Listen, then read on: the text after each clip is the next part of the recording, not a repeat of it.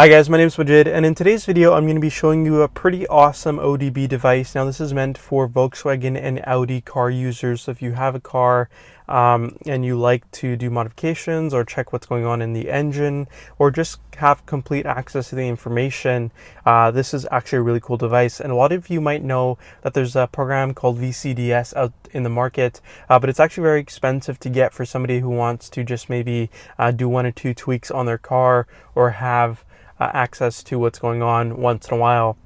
It's intended for personal use and professional use. However, the cost to get it set up is quite high, so that's why I found this device when I was looking for something, and it's very economical. It actually only costs $84 Canadian, and it basically is a Bluetooth ODB device that attaches to the onboard diagnostics reading port on your car and allows you to basically do everything you could do on VCDS but at a much lower level. So it's not meant for professional use, but it still lets you have access to apps, which they call apps, which is basically preset coding that allows you to have access to certain features. And for those people that are a little more advanced and want to be able to do the coding themselves, they actually have the feature to go ahead and change the long coding in here as well. So first thing you want to do is put the ODB device into your ODB port of your car, and then once you've done that, you want to go ahead and start up the electronics of your car. You don't actually have to start up the engine. This will give the device power to actually connect to your phone or your tablet with a Bluetooth.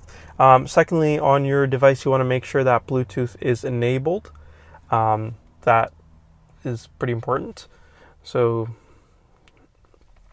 thirdly, you'll be greeted with this screen. It basically says connect on it, so connect to the ODB device. Just click that and it'll try to find it and connect. The first time it might prompt you to put in a password, which either is 4 zeros or 1s. As you can see, it's connected because the screen changed to scan on mine. Another thing that you'll notice is that it recognizes the kind of vehicle, the model year, the engine type, along with the battery voltage reading. So it's actually a good way to keep an eye on your battery, see if it's healthy or not. And at the bottom, it has an indicator for problems. Essentially, if it's active, it's on the good side. Sporadic means that you have a problem in your car. It could be minor or major, but it's just recurring every time you scan it. So mine's in the middle because there are some faults in this car that are not really important or relevant, but I don't want to deal with it at this point. I will at a later date.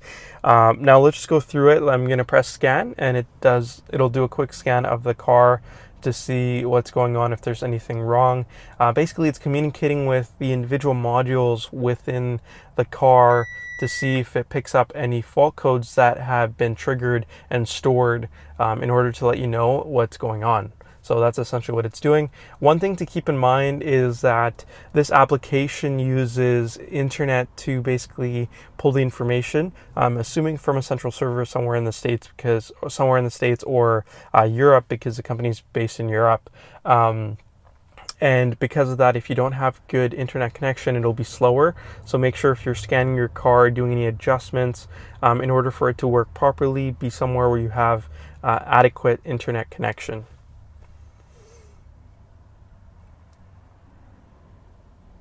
Now, this does take a couple minutes, but let it go through. As you can see, mine has 23 different modules that it's going to read.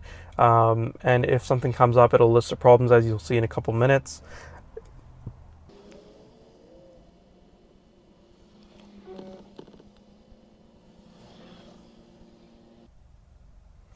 Okay, so it's done the scan, and it basically says there's 2 faulty control units. If you hold the garbage can, the green button, you can essentially clear it. We're not going to do that because we want to find out exactly what's going on. These faults have been there for a while, so I know exactly what it is. But as you can see, when you scroll down, you have all the modules listed, starting from your engine to central electronics and all the way down for all the various ones that you have in your car. And keep in mind, if you have a newer vehicle, you'll have additional modules that you'll have access to, which is awesome. One of the things in my car that came up as a fault is number 46. So So once you go into it, you have a bunch of different options to choose from. Basically, you can go into info, tells you a little bit more about the module, the software that it's using, and a bunch of other important information. However, the most important thing for us right now, because we're scanning faults, is to go into the faults menu, and there it is. So it's got two fault codes that it picked up, and essentially what this is referring to is my locking mechanism that's in unison with my central electronics. So every time I lock and unlock the car, my fuel cap should be locked and unlocked. However, the unit inside the mechanism is not working, so I have to get that replaced. So that's why that's there. Yours might be something different, and basically gives you the fault code, which allows you to go back in and read. We can look at that a little bit later. If you know what it is, you can hold on to that garbage can button right there, and it'll clear those faults. So that's pretty simple. Going back, I had another one, and this is for the radio. So it's just basically saying that I don't have satellite radio or something enabled, activated, and it comes up as a fault, which is kind of annoying, to be honest, but it's nothing to be worried about. The next thing we're going to take a look at is if you go into your car, and from there you'll have a screen, basically information that allows you to basically view information on your car, any changes that you've done. As you can see, I've done a fair amount, not too much, but it just keeps track of what you're doing, so in case you mess up, you can go back. The most important reason why people buy this product is for the applications, and these are definitely very, very convenient and easy to do. One thing to keep in mind is that most of these applications, they charge credits. Now, credits can be earned by purchasing a whole bunch of them through the application, and it ranges from $2.99 to $10 or something like that. But that's if you want to pay that. You can also get free credits by up to 5 free credits a day by clicking on the ads, which allows the people who made the application to earn some revenue. Now, this is not, there's been a lot of controversy on the internet about this. It's not a way for them to essentially make money for the fun of it. They are actually producing this application, and it's pretty cheap to buy, so I think it's definitely worth it if you pay a little bit extra to get these pre-configured application codings.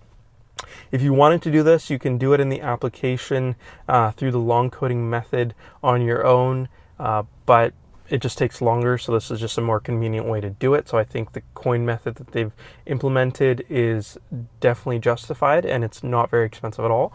But anyways, these applications basically allow you to, like this one, the first one is sound confirmation when locking and unlocking your car.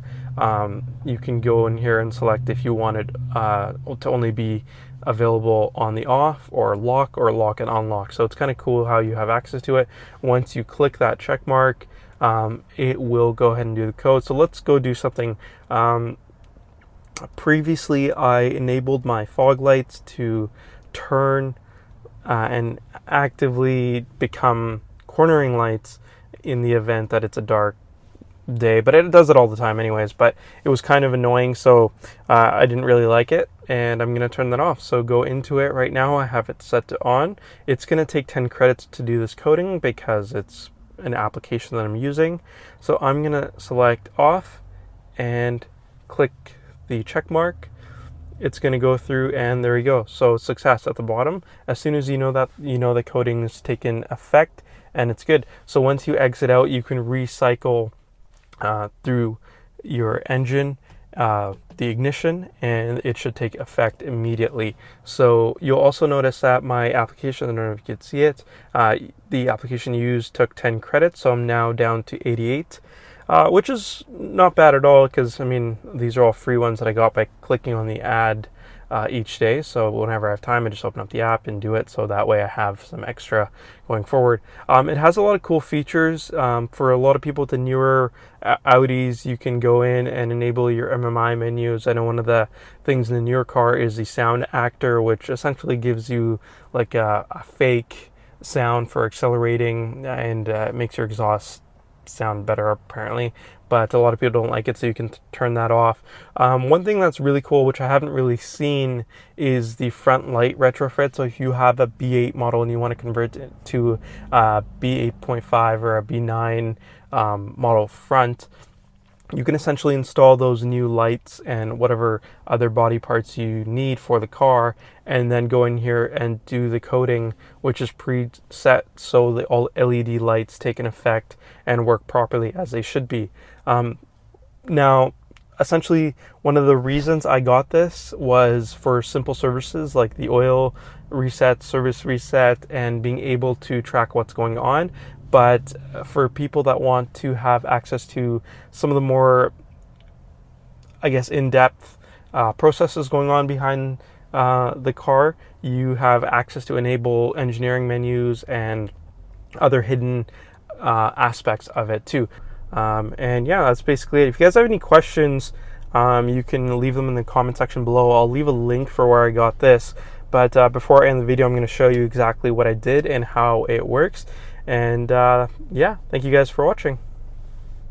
One thing that I'm going to demo for you guys is the comfort windows. I've already enabled it, so basically pressing my remote allows the car to open the sunroof and put the windows down, and when I'm done I can press lock and it'll bring them all back up, which is very convenient in the summer.